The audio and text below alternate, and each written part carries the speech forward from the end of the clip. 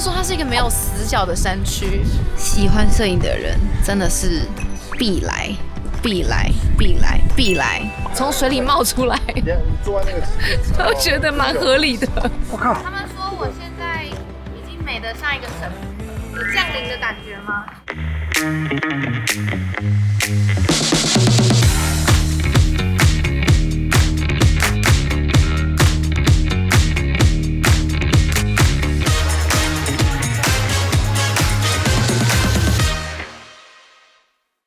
嗨，大家好，我是 Celine， 我现在人在传说中日本的阿尔卑斯山的上高地。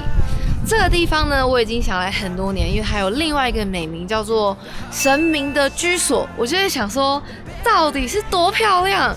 所以呢，我这一次就特别挑了，听说是上高地最美的月份是10月的枫叶季来上高地。那这一次呢，会在上高地待4天的时间，把有名的景点、比较少人去的地方全都开箱一轮，然后我会跟大家分享这边的交通、住宿跟吃东西的攻略，因为这边其实还蛮难来的，然后有一大堆的规定。那大家就跟我一起开箱神明的居所吧。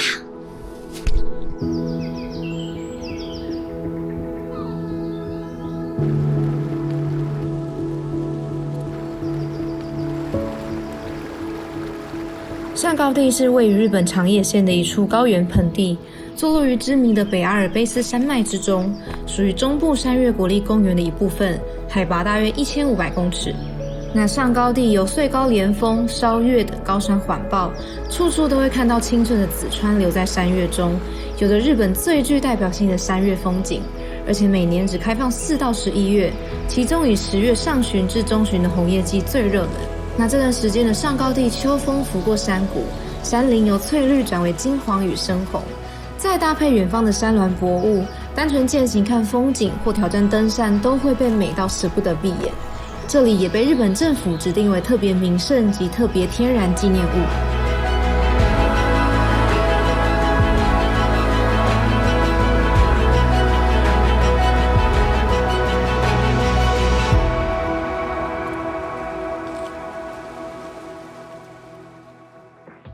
搭了一趟应该是近5年来最不舒服的一段飞机，气死我了！强迫矫正你的腰，好累。只能坐直的。我们这次飞名古屋，然后今天的行程呢是要搭车到名古屋，再搭车到松本，然后再搭一个接驳车就可以直达上高地。反正为了赶上那个直达车，就搭了一个红眼班机。现在超过30岁，好像已经不能再这样子搞了。但我是还可以小睡一下，这个人是1秒都没睡。请问我们的上高地博士，就是为什么你这次选择这条路线？因为就我所知，就是有很多地方都可以进上高地。对，就是你想一下哦，东京在这里，然后大阪在这里，然后名古屋在这里，然后上高地在这里。所以名古屋到上高地绝对会比这2个地方到上高地来得快。所以其他地方也可以到，是因为那些都是大城市。对。但如果要选一个最近的机场的话，就是名古屋。而且名古屋的飞机从台湾飞过来只要2个半小时，而且机票比较便宜。真的，我们机票含行李才买7000多块。哇塞！接下来呢，我们要来各种的转车了。Memories and worn out shoes, every winding road we wandered through. 我们刚刚就是一路搭车到松本车站之后啊，狂奔，因为我们的车子是10点5分到，这台巴士是10点15分要离开。我们刚刚是几乎是用跑的才赶上这台巴士的。看到这边是要前往上高地的车流已经塞住了。要特别跟大家提醒一件事情是，前面看到那些车啊，其实车子是开不进上高地的，你只能开到它的附近，然后再搭上高地国家公园的接驳车进去。从东京啊，就是一些日本比较大的城市是都有巴士可以搭的。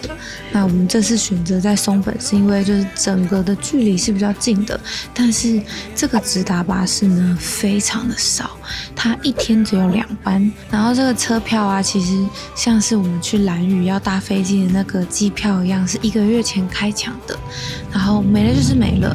虽然说上高地整区区的开放时间是4月到11月，但是10月是上高地最热门的时间，因为是枫叶的季节，然后是日本人也都会来的，所以提醒大家，想要来上高地赏枫的话，巴士跟住宿都要提早订，因为这个真的是很热门的时间。我现在很期待我跟这个神明的居所的第一面。对，还好今天天气不错，就待会见。分享一下刚刚发生什么事？从名古屋吃就一直没地方丢，都是要回收的。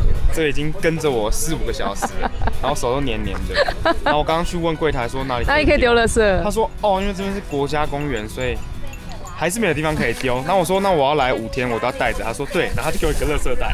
他说你要带着它5天，就是你带进来的垃圾你要带走。好啦，我趁这个很荒谬的时刻介绍一下这次的旅伴。刚刚前面都很在昏睡中。你看，你又在现在在干嘛？找东西？我把它塞进去了。OK， 我们的摄影师，我们这次的那个上高地的漂亮画面都是他拍的。大家可能很久没有见到 James 了，因为他一直都在台湾工作，没有跟我出来玩。小马，经纪人加上这次的行程安排，然后带路的，就是这次都不用看地图，因为他都会带路。很紧张总算成功嘞。没错，一度差一点要搭不到车。而且我们刚刚一细算，发现其实我们花了整整12个小时。从现在开始，其实也没有什么好交通攻略的，因为从现在开始都是用走的。我刚刚说先回饭店，但是这2个人不走在那边拍我们走进来大概不到100步，已经卡住了。卡在车。山的颜色非常的有层次，光是从这个方向看，你就看到各种黄色、各种橘色。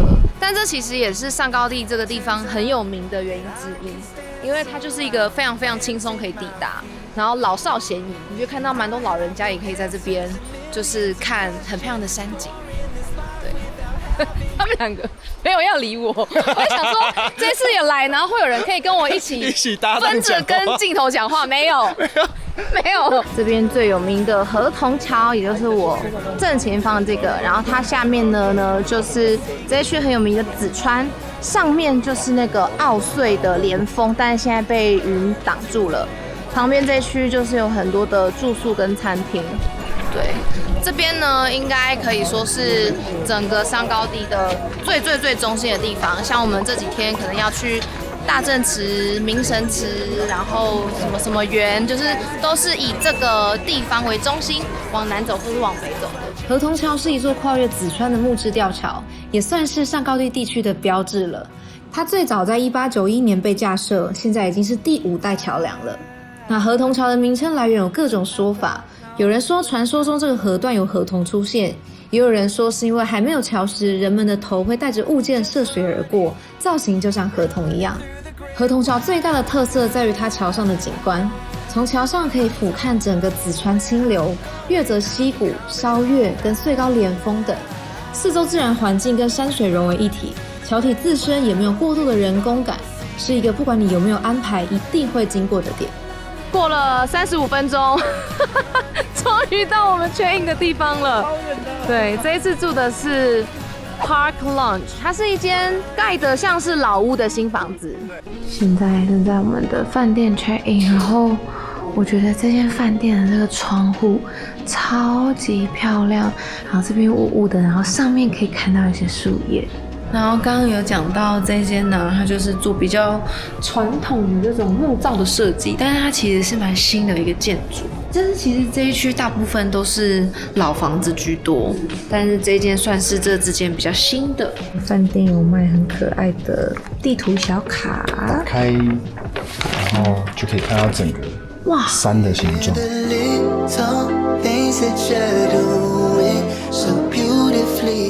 来给大家看一下这次在上高地住的房间，是一间蛮温馨可爱的双人房。这边就是有一个书桌区，然后基本该有的都有啦，毕竟是日本的饭店嘛，冰箱、摆行李的，然后这里其实是我觉得这间饭店比较奇怪的部分，就是它的洗手间是只有厕所的，你在房间你不能洗澡，你一定要去就是公共的区域，就有一点青旅的感觉，但它其实又是一间饭店，我觉得这个设计是有点奇怪。接下来让你们看一下窗外的景色，那边呢就是我们刚刚说非常非常有名的河童桥。然后这整条就是很有名的子溪，很多人来这去是喜欢在这边散步的。但一件事情提醒你们，就是虽然说住在上高地是真的蛮爽的，可是我觉得它的房价真的是很高。我刚刚开箱这间房间呢，虽然是含1泊20啦，一个晚上是15000台币，就是以这个价格，其实在日本很多地方是可以住到很高级的温泉旅馆，所以我觉得到底值不值得住在上高地，我需要过2天再跟你们分享。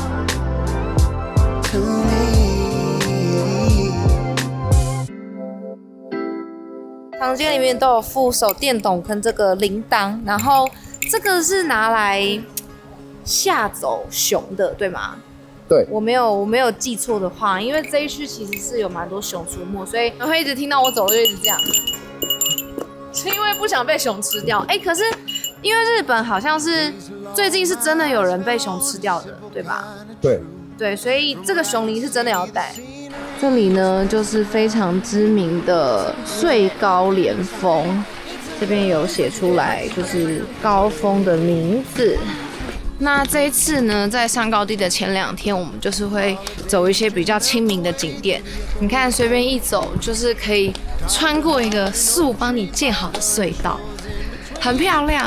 反正这一次呢，我其实是列出了5个景点，也是大家很多人都会去的，算是上高地的必去景点。但其实这5个景点呢，都是需要慢慢走到的，然后中间也有可能会经过。就是蛮多不同的景点，所以有可能原本预定要拍5个景点，结果变成15个，我也不确定。但总之呢，我们现在正在前往第1个景点路上，叫做月泽诗园。什么东西？10月10号下午1点，在这里看到3只熊，1只妈妈跟2只小孩。介绍一下1点呢，就在这哦。通常啊，遇到这种妈妈跟小孩的要特别小心，就是母熊啊会变得很有防卫性、攻击性，所以遇到它就是要闪远一点。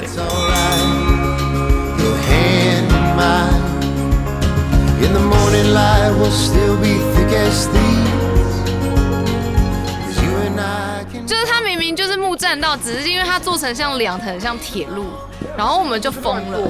因为这下面是类似那种沼泽地，对，所以就是如果人走都会陷进去，它就把它架高，是，对啊，你就是人没办法走，因为它是沼泽地的，对啊，就日本这整个地方的美感就是很漂亮。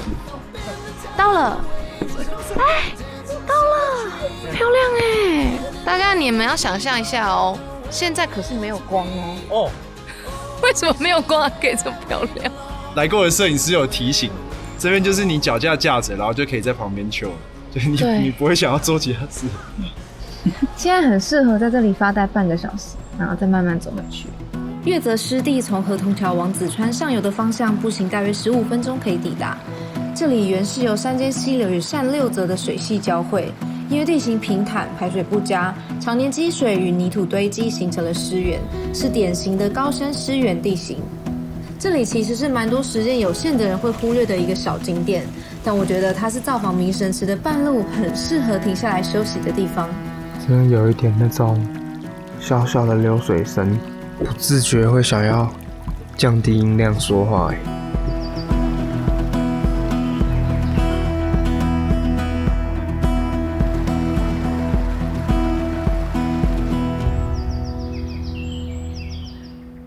晚餐的第一件事情，先拿酒，而且这边是有一些上高地限定的啤酒。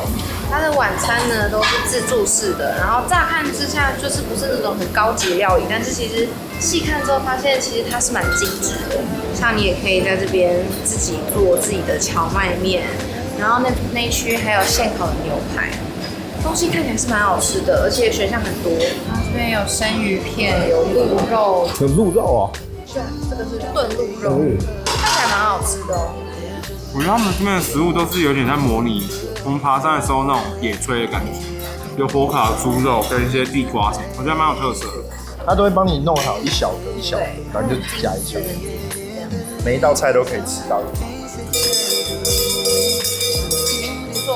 然后现在菜就这样亮，像那个学校的食堂，可爱。不错，我觉得食物是很赞的。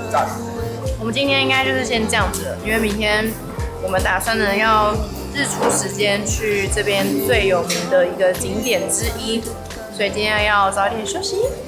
大家晚安喽。对，现在呢是隔天早上的5点半左右，来到我们昨天搭巴士有经过的大正池。对，是上高地这边算是最有名的一个景点。我们特别挑了一个清晨的时间来，因为我们知道以这个地方的有名程度，人应该是爆炸多的。出来了，看到了，前面。现在就是有一种终于看到网络上的照片了的那种感觉。对啊，大正池是一个我7、8年前在 Spice 那时候工作的时候写攻略，每一次都会写到这边有个大正池非常有名，但是其实我从来没有来过，所以我现在心情也是有一点点的兴奋。最知名的就是等一下这个雾气会散开，然后倒影会越来越亮。我原本一直笑熊想说，我们清晨的时候来可以来到无人的大正池，看来是我想太多了。那里有一个，他们也都想说，就是早上要来无人的大正池。对，但是这些人全部都想要来无人的大正池。然后我们今天早上呢，其实是到巴士站预约了计程车过来，因为走过来要1个小时，所以我们想说我们就搭计程车过来，然后等一下日出看完之后再慢慢的走回去。提起上高地，你一定会听过大正池，这也是你搭公车会经过的第一个上高地区域景点。大正池是一个典型的堰塞湖。1915年时，火山烧月发生大规模的喷发，将梓川给堵塞住，水流被拦截，最终才形成这个堰塞湖。那大正池最大的特色是镜子般的水面倒映，最高连峰周围的山峦会清晰的倒映在池中。清晨时你会看到薄雾渐渐散开，池子的倒映越来越清晰，也是大正池最热门的时段。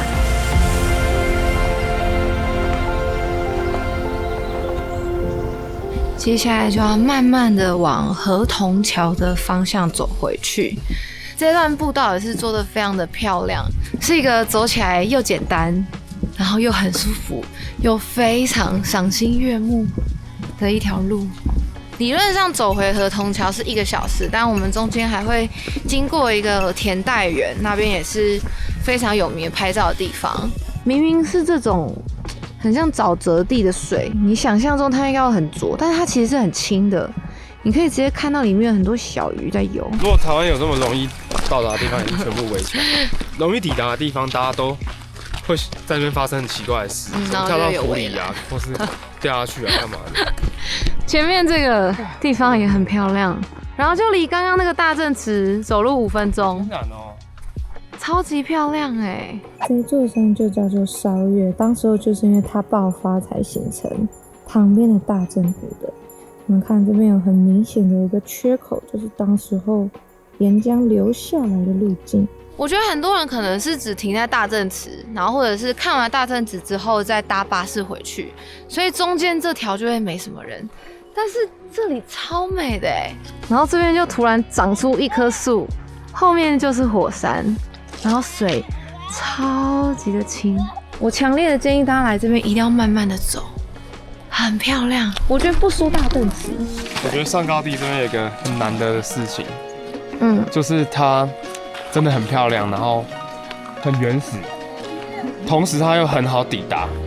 然后最重要的是，它人又蛮少的，这种3种不可能的条件具备在一起。我们昨天就发现，这样很像是我们女生很喜欢找高富帅，长得帅的人又有钱，他们就很渣之类的。对对对，高富帅，然后又要条件很专情又长得帅的人就很穷。对，但是这里就有点像是你找到一个完美的三角，又加上我觉得我们俩可能是在这边算吵的人。对，就大家来这边都很安静，就算这边有100个人，也很像图书馆，就是大家都这样子，然后在讨论作业这样子。你看这里很漂亮哎，你会不自觉把声音放得很小声。对，有一个说法是说这边是日本的阿尔卑斯山，11月的时候，后面的山就会变成是雪山的样子。随便停在一个地方，你可以这样听到那个水的声音。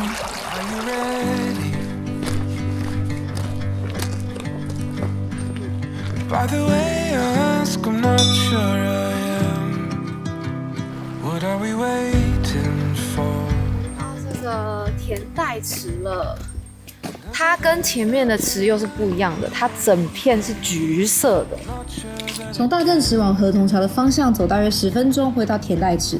它的形成与上流支流的土沙侵入有关。支流将沉积物带到河谷低处，使得流入被自然堵塞，才形成的浅水湖与湿地。那田代池的规模跟大正池比起来小了很多，有些不想走路的游客会选择略过。也正因如此，这里更有一种秘境感。这个角度刚好是有一棵枫树，然后下面的那个绿色的青苔非常的明显，所以有一个很大的红绿对比，绿水很清，这样看过去就有超级多颜色，很像一幅画。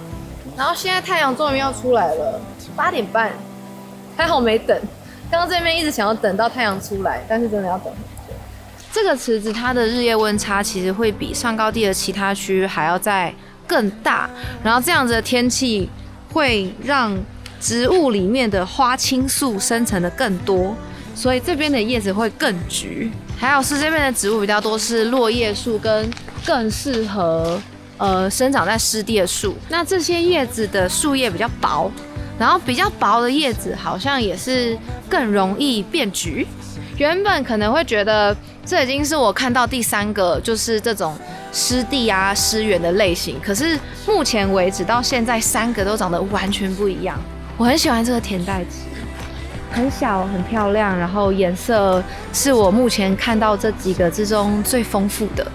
到现在为止呢，给想要在上高地拍美照的人一个建议，就我觉得大家有耐心，因为大家其实都来来去去，所以原本以为在这边会很难拍到那种无人的照片，其实不会，因为其实人算是蛮分散的，同一个湖，但是每一个角度都长得不一样，不会有那种固定的摆拍景点。我觉得这边最特别的是这样。对，就光是那个大正池也是，我们也绕了好久，都很漂亮。刚刚旁边那边是田代池嘛，然后这里呢就是田代湿原，它跟昨天我们去的那个月泽湿原一样是沼泽地形，但是它现在已经长满了草了，所以你看不到昨天那样子，就是都是水的样子。对，但是这里也很特别的一点就是，它下面长的草是橘黄色的、绿的，所以也是一个你完全不用调色就可以长得超级漂亮的地方，很多层次。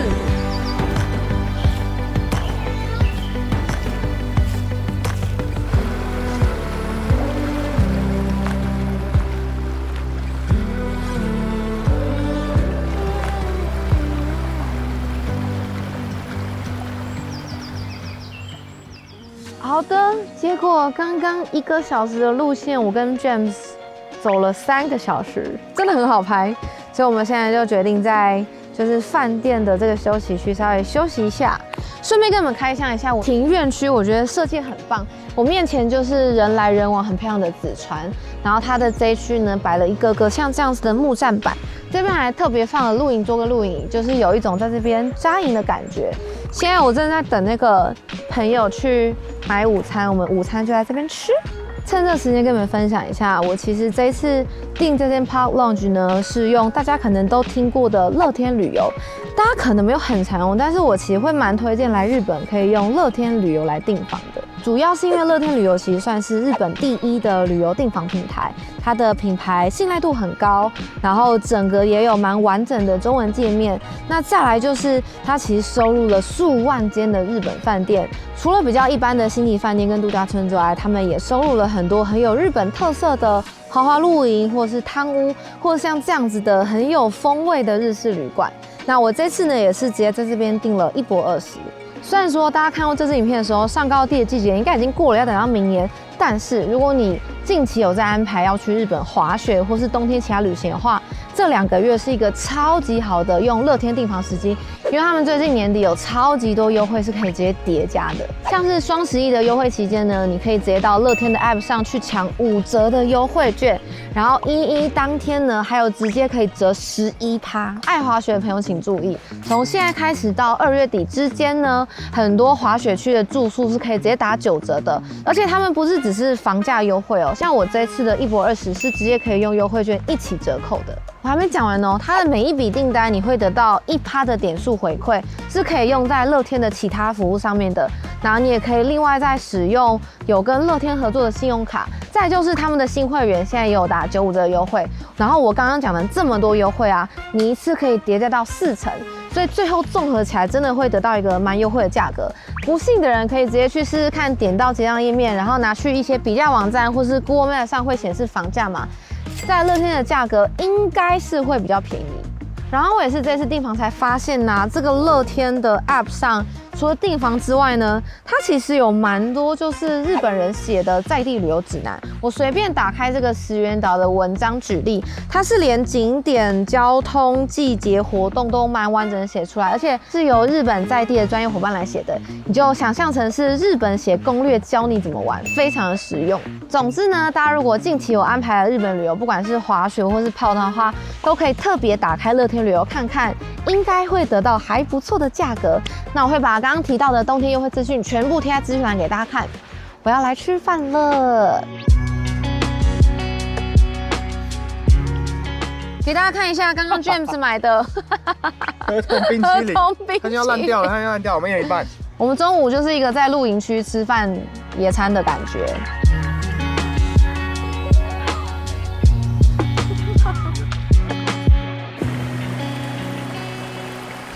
在这边啊，随便都拍起来很像是那种旅游形象照。对啊，然后这里就是随便按都超级好看的，随便按都是旅游形象照，而而且都没修图哎。哦，这里其实也不是什么点哦，这里就是一个我们要往名神池的一个随便一个停靠的一个小桥。我刚刚说它是一个没有死角的山区，没有，完全没有。然后现在这样枫叶在那边飘吧，然后风一吹，然后叶子在那边飘。啊，我知道怎么形容了，它就是属于那种你买到很贵的牛肉，你不需要调味，就是简单加个盐就好。我觉得在这边摄影有点像是这样，坐在那边，哇，超美！这里真的就只是一个露营区中间的一座桥。对，它不是什么景点，就是路过。不是，好的，路线解释时间，我们这几天呢就是住在河童桥这边。早上呢，我们是一路先到了大正池，慢慢的走回来，然后现在的目的地呢是我们要一路走到这边这个明神池，然后它这边写是要花70分钟，对，大约是3.5公里。整个的地貌感觉是又更原始一点的。开始走在像这样子的一整片的针叶林的中间，好美哦。Found a little home, a place to roam, the arc of fate and time. Caught relief from summer's teeth in the river neath the pines.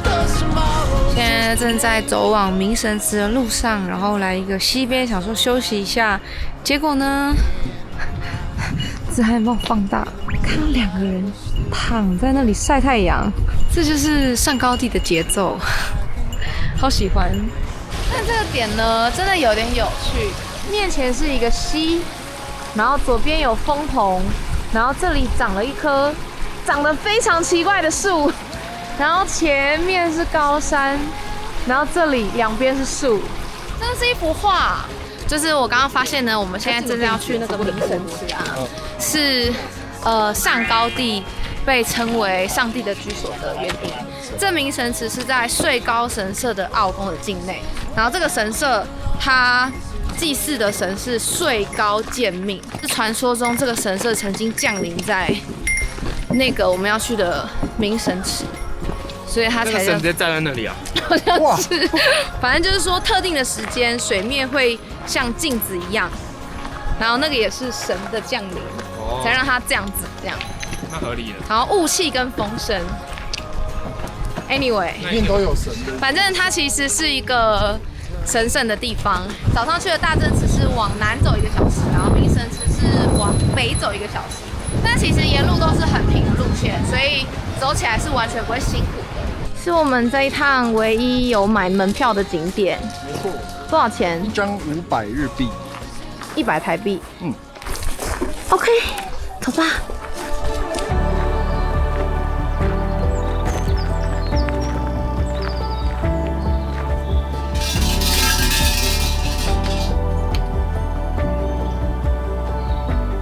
到了，哇！现在有一个斜光，哇塞！现在的光超漂亮，到3点呢。哇，那我们刚刚好，差一点点。现在是2点55，我们现在2点55，再5分钟。这个是明神池最有名的点。明神池是最高神社奥宫所属的神域水池，是山岳信仰与自然景观的结合。这个区域为梓川古老流入的低洼地。明神岳山体下方有浮游水与地下涌水不断涌出，因为排水不顺畅，形成常年积水、池塘与湿地。但因为水来自浮流水，涌水会不断补给，所以池水常常保持清澈，没有泥浊，是高山池塘中非常少见的景象。它最大特色跟最有名的拍照点，毋庸置疑就是入口的木栈道，尾端有一个小小的鸟居，一旁是红色小船。但如果有时间，我更建议绕着湖走一圈，除了拍照，也要记得好好的看看池面的倒影。其实你只要愿意往旁边走一点点，绕进来，就有这种池边的枯木，可以让你坐着。你可以看到各种深浅不一的绿色，然后水又很清很清，所以那个波纹真的好漂亮。就说神如果降临在这边，从水里冒出来，坐在那个池面，我觉得蛮合理的。然后侧面，刚刚拍的明神是在这边，然后旁边的木栈道转个弯呢，这里可以找到另外一个池。这个池呢叫做明神二池，它其实中间有伫立了大大小小的石头，然后也有很多的枯木。今天呢可真的是从早上5、6点拍了快要10个小时，我觉得喜欢摄影的人来到上高地真的会非常非常的高兴。总之呢，给大家在上高地唯一的建议就是，我觉得你一定要放慢你的脚步。喜欢摄影的人真的是必来，好吗？你会推荐所有的摄影师朋友来这里吗？不会我推荐所有失去摄影魂的就会来这里就火。对啊。拍都好好看，都觉得自己是神。这里真的很好看，随便拍，它是也会让摄影师信心大增的地方。你失去摄影魂的人，通通就来上高地，你会找回你的热情。哇塞！对，去！我靠！他们说我现在已经美得像一个神了，有降临的感觉吗？要起飞了，好扯哦！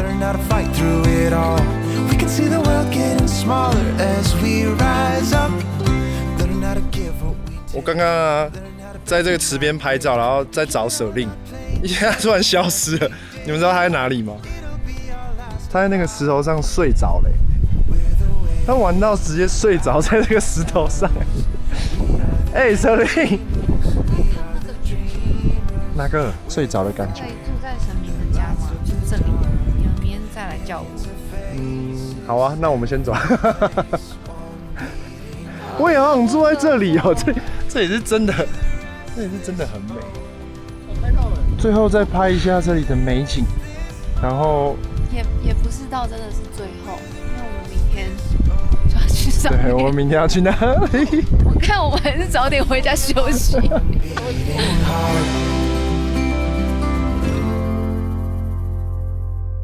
吃了他们的第2天晚餐，然后菜色是完全不一样的。今天的牛排超好吃，然后今天还有汤咖喱，我非常满意，真的超好吃。大家早安，现在呢是我在上高地的第3天的一早，准备要check out了，但是发现呢还没有拍过早餐。原本想说跳过就好了，早餐应该差不多，但我觉得这里的早餐非常的值得拍。我先给你们看我盛的茶泡饭，然后这个是他们有弄了很香的浓汤，然后这边呢就像晚餐一样，东西都非常的有质感。它的精致程度是比很多星级饭店还要再更精致。